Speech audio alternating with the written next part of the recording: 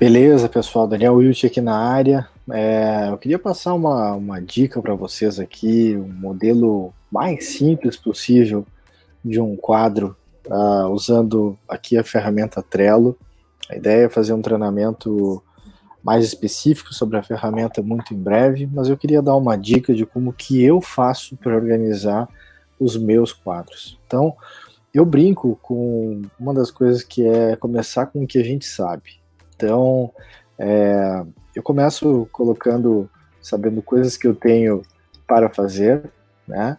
E aí eu tenho lá as minhas atividades, por exemplo, gravar vídeo sobre Trello, né? Ah, Depois eu tenho, né? Eu posso colocar coisas que eu estou fazendo, né? Então, no caso dessa gravar vídeo sobre o Trello, estou fazendo neste momento, falando com vocês, né? E eu tenho depois uma coluna de coisas que eu tenho prontas, né? Que eu fiz nesse período aqui. O que eu quero dar uma dica, né, para vocês, que é muito valiosa para mim, é ter uma conversa, uma classificação sobre como é que esse quadro aqui ele se organiza, né? Como é que ele funciona?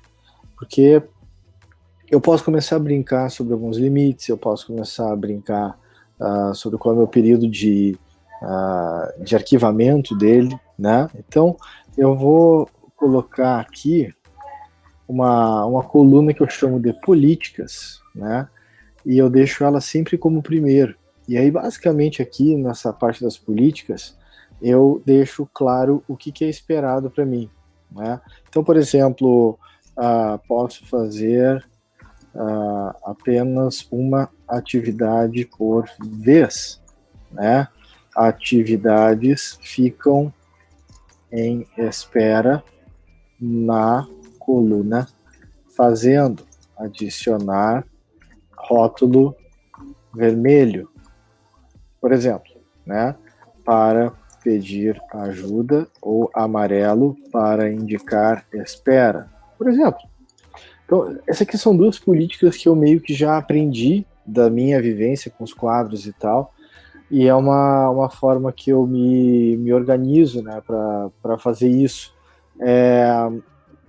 Vocês notaram aqui, tem um estilo, né, de um quadrinho, se eu boto tracejados, ele vira um quadro, como se fosse um separador, assim. Então, eu uso isso para poder diferenciar a atividade que eu estou fazendo das atividades que estão em espera, por exemplo. Então, digamos que eu tenha vídeo sobre como criar um rótulo personalizado, por exemplo, né?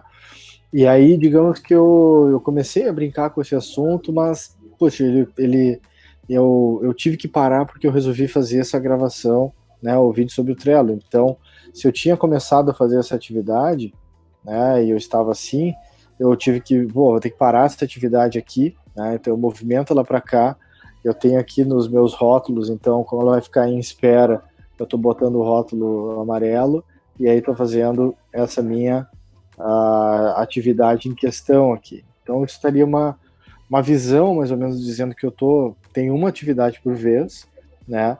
E aqui eu tenho uma indicação de que o que está em espera está aqui mesmo em espera, né? O que eu falo muito do Trello, tem uma galera que traz para mim que, cara, o Trello não serve para nada, porque ele não tem um monte de controle, eu não consigo cobrar as pessoas, eu não consigo fazer um monte de coisa. E o que eu trago para essa galera é o seguinte: eu não deveria precisar cobrar as pessoas. O quadro deveria ser visualmente fácil de eu poder enxergar aonde que eu tenho que atuar. Então eu sei qual o cartão que está em espera. Se eu tivesse aqui uma coisa do tipo atividade que preciso, né? Só para dar um exemplo, digamos que aqui fosse uma atividade que eu preciso de ajuda, eu posso deixar isso visível, por exemplo, usando uma cor para isso. Então visualmente eu consigo olhar para o quadro e saber que aquela atividade ali tem algum tipo de problema.